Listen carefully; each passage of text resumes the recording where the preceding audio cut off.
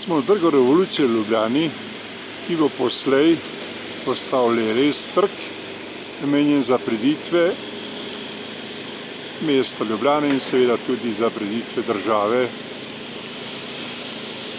kot so sporočili z Mestne občine Ljubljana.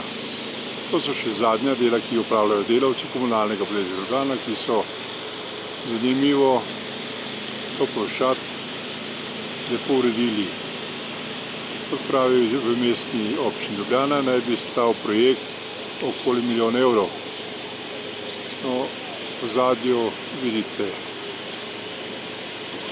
naš parlament in tu še zadnje delavce, ki urejajo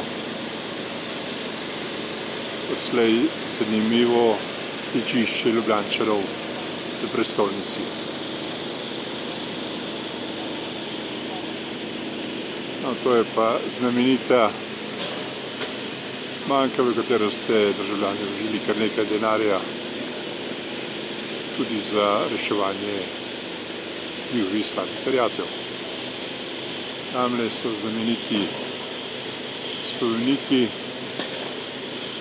spomeniki revolucije, ki pa zdaj že bolj samevajo, kot pa da bi bili sestavni del tega obnovljenega trga. In končajmo s pregledom in pogledom na hišo